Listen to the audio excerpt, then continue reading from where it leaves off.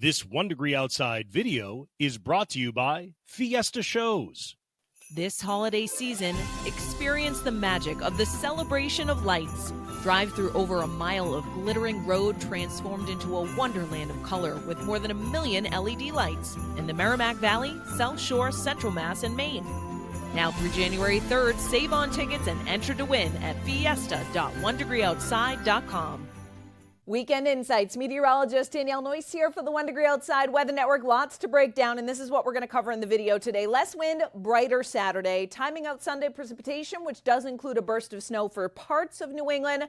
Winter storm moves in on Tuesday. You're going to hear a lot about this in the days to come as we fine-tune the details, and it is an active pattern ahead as we flip the calendar to December. An active jet stream means multiple chances for both rain and snow in the coming couple of weeks. With that in mind, you can help support our mission and get exclusive content by becoming a member. And the great news is we are running a deal right now for 25% off the first month of our Inside Track 1 Degree Outside Enthusiast and 1 Degree Outside Champion levels. All the details are at membership.1degreeoutside.com, and we're running this through December 4th, Thursday of the upcoming week. All right, across the country, let's take a look for our Saturday.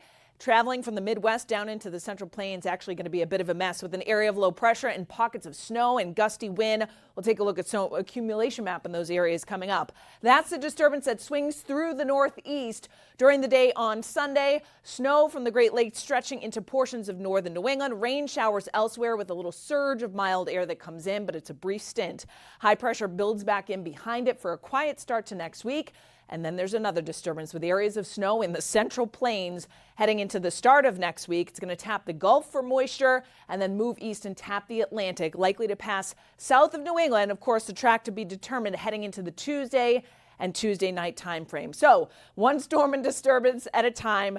Predicted snowfall. I've stopped things through Saturday evening. Look at this, a huge swath of 8 to 12 inches, likely some higher amounts here across southeast Iowa, stretching into far northwestern Illinois and far northern Missouri as well. But a big area, too, of about 2 to 4 and 3 to 6 with a gusty wind on top of that. So we're piling up the snow across the northern plains and the mid lakes. That will extend east into portions of Michigan. And then the next disturbance, brings a disruptive few inches of snow across Kansas and potentially stretching down into Oklahoma. Northern Texas may actually see some snowflakes from it, too. And actually piling up the snow and feet. Great news for the Rockies here in the Intermountain West. You notice our snow expanding across New England too. We'll take a look at the closer accumulation map for us here at home coming up. So our Saturday, a quiet day overall, less wind, although it'll still be about 10 to 20 miles per hour. So a brisk day, sunshine and some increasing late day clouds, no precipitation to worry about. Saturday night, there may be a flurry in far northern New England. Then by Sunday morning, some pockets of snow showers do develop pretty early through Vermont, stretching into western New Hampshire and expand northeastward. So my one concern Sunday morning to midday is that we do get some locally slippery roads in far northern and western New England. A couple flurries may extend down into central New England too. And those pockets of snow will continue until about midday to early afternoon. Then we flip over to rain, at least at the lower elevations. Still some pockets of snow in far northern New England that will linger into Sunday afternoon and evening. For the rest of us, we get damp. Pockets of rain, generally light though, swing through from mid-afternoon into the evening. There may actually be some brief gusty downpours for a very short time with a little convective line that may try to develop between about 6 and 8 p.m. Sunday. Then it moves offshore. Behind it, high pressure builds in. We may get couple flurries and upslope snow showers on Monday, but otherwise the start of next week is fairly quiet. How much snow is going to fall? Well, we talked about the highest terrain picking up the most, where actually some of the summits may see over a foot of snow, and we've stopped things through Sunday evening. So even places like, let me zoom in here, the Berkshires, Southern Greens see 2 to 4 and 4 to 6 with elevation, but then you come up towards the Lakes region and it's a coating to an inch, maybe even 2 with elevation above about 1,500 feet. So places like Plymouth and then stretching back up to Thornton, it's more like 2 to 4 and then amounts ramp up from there. So Sunday morning to midday, some locally slick spots and snow-covered roads on anything untreated. Amounts do go up in the far north country with elevation in the northwest-facing slopes of the White Mountains where we see 6 to 12. And then either side of the main turnpike, probably some coatings to maybe an inch or 2. But you really have to go north of that to ramp up to about 1 to 2 and then 2 to 4 with some locally higher totals in the Crown of Maine. All right, so that's Sunday's disturbance. Quick hitting one coming in. Let's talk Tuesday now.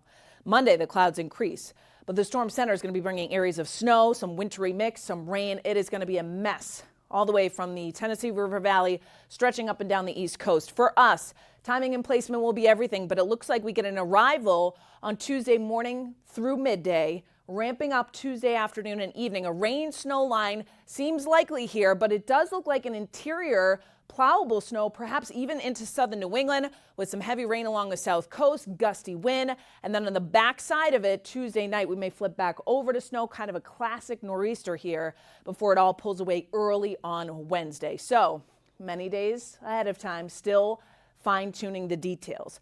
But the takeaway here is this: track and intensity are to be determined, and that will play a huge role in determining where the rain-snow line sets up. And I do think rain-snow line is likely here. Plowable snow is likely through the interior, so an early heads up on that. And the coast may see some brief gusty wind, and because of that, with some wave action briefly too, could see some minor pockets of coastal flooding. So that's something we'll watch as well. Until then, high temperatures for our Saturday in the 30s to right around or just over 40. But with the wind gusting out there, the wind chill values in the 20s north, actually teens in far northern New England, to low to mid 30s in southern New England. Saturday night, actual temperatures drop back into the 20s to around 30 along the south coast. But do you notice the wind direction starts to shift around? So it's out of the south-southeast on Sunday. Look at these temperatures and realize that most of these highs aren't reached until late in the day. So it's a gradual rise in temperatures through the afternoon, pockets of rain showers, central southern New England, then those bursts of snow that change over in some of the lower elevations. Sunday night, cold air blasts back in and does dry us out. That said, any lingering moisture on untreated surfaces may result in some localized slick spots. As we drop back into the 20s to lower 30s, we should stay above freezing somewhere like Boston, back to Cape Cod. Highs on Monday, 30s to lower 40s, that's it. Lots of sunshine, though, and that wind kicks back up again, gusting occasionally 20 to 30 miles per hour, but does ease by the evening, which is great news. Pats and Giants at Gillette Stadium for Monday Night Football, 8:15 kickoff, tailgating. Yeah, we're layering up. We'll be around freezing and then drop into the upper 20s with just a little bit of a breeze. It'll feel like it's in the upper 20s pretty much throughout the duration of the game, with a few scattered clouds at it, no precipitation to worry about. So feeling like winter here. You can track, of course, everything with our free 5-star weather app. Pinpoint your location, nickname it, zoom in, interactive radar, hourly 14-day forecast, and tap to watch the stream right at the top. We are on 24/7 on your smart TV. Open up the YouTube app and search 1 Degree Outside Network, always at 1degreeoutside.live.